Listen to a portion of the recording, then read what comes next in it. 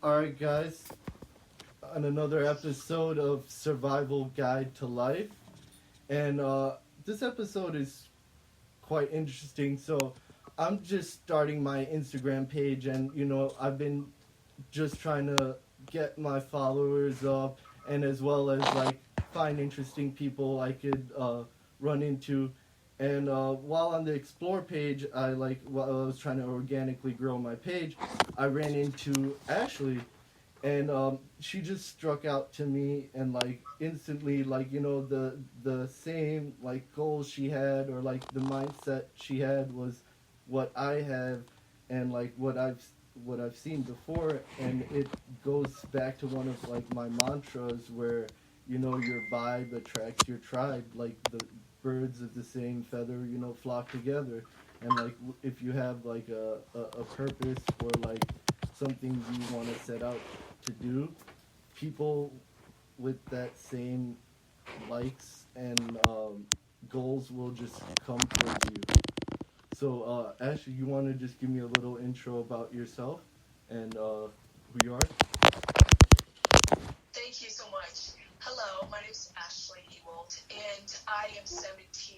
And, well, my adventure for politics began in middle school, especially in 5th grade. Before I went to middle school, in 5th grade, I met a Holocaust survivor, and that inspired me to want to be a politician who would protect basic rights.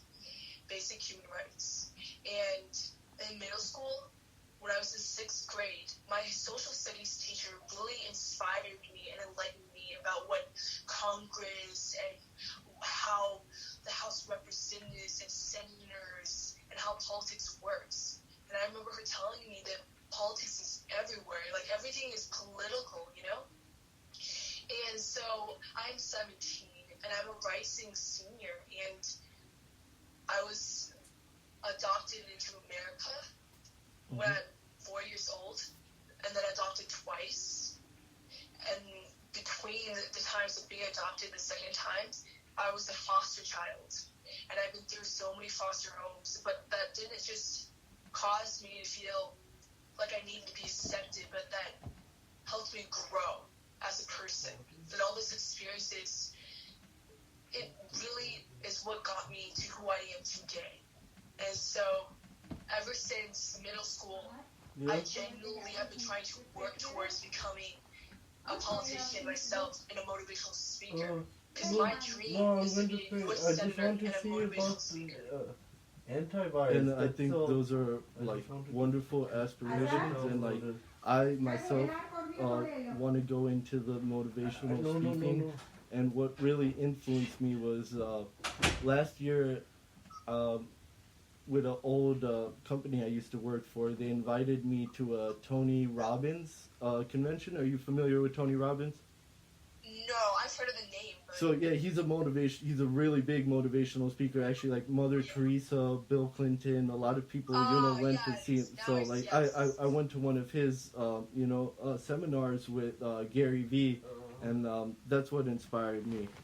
But what drove you to join the Immigration Advocacy Organization? Thank you for asking. Well, I actually created that immigration advocacy organization for my high school, because with all this going on, especially in 2018 and 16, we have these people who are refugees and fleeing their native homeland for a better future. And at the southern border, currently, we have a lot of children and parents that are being separated and torn apart from each other. And you have all these people who are just trying to seek for a better life. Most of the people at the southern border are indeed trying to seek refuge and asylum, but they're denied their rights to asylum, and they're told that it's just going to take a while. But in reality, they're not getting their needs. And the detention centers from ICE, it's a lack of hygiene, a lack of available resources that every human being deserves to have in order to live. So therefore, I created an organization in order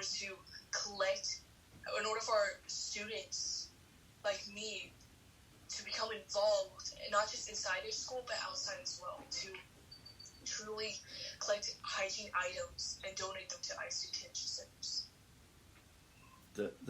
That's really amazing and like important, and like someone, your age, so young, is like so concerned and involved with that in their high school. I think it's really important because like not a lot is like talked about, like like immigration rights, or like it's always like it's always like either there's like a racial concern like that everyone's focus is on, but like everyone kind of tends to negate that immigration factor, and like those people, and they're people just like all of us.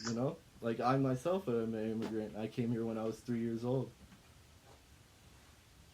Yeah, this America is a melting pot. It was founded on immigrants. Mm-hmm. So you said being unique is an asset and can help you advance yourself in being an original. What makes you unique? I think that what makes you unique is being yourself. I think what makes me unique, honestly, is my dreamer. I'm a big dreamer in my imagination. I think that the fact that I'm so young, and instead of like hanging out with my friends, trying to like, I don't know, plan a Starbucks date with my friends, I would rather campaign. I would rather go to local areas and public speak. You see, public speaking is one of the most biggest phobias that people have, and the fact that like I love motivational speaking, I love it, and the fact that I have no fear of going in front of hundreds of people, crowds full of people, and giving out a speech, I have no fear of that. I think that is what makes me unique, and I think the fact that I have been through so much and have had a very challenging and a unique past, I think that's what makes me unique. No, definitely. I think that's what makes us all unique, and like each one of us have our own stories, or our own path, or our own like chapter, and like each one of us need to add our chapters into the book of this life. You know what I mean? And like just learn from each other and like teach each other.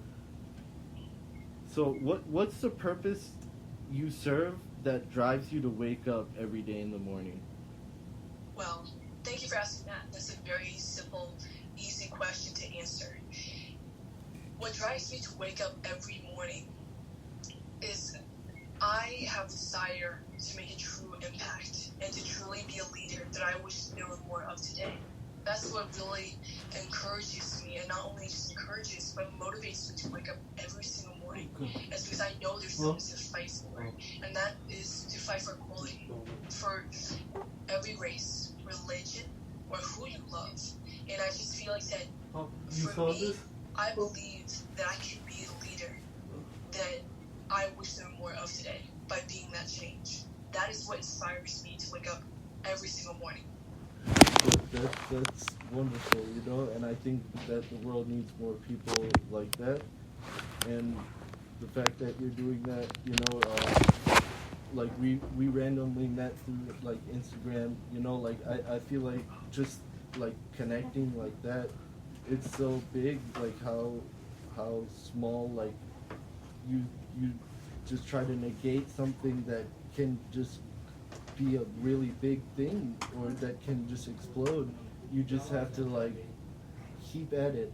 I like that article you wrote, about like your journey, and like like stop trying to get like the end results without going through the journey. You gotta fall in love with the process, and like fall in love with your story, and know that like success is like a long road, and it takes time to get there.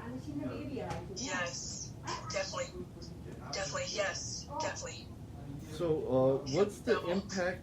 I'm so sorry. What? What's the impact of climate change, do you think, on humans? That is a huge one. Climate change has so many ways on human beings. It affects the way people live.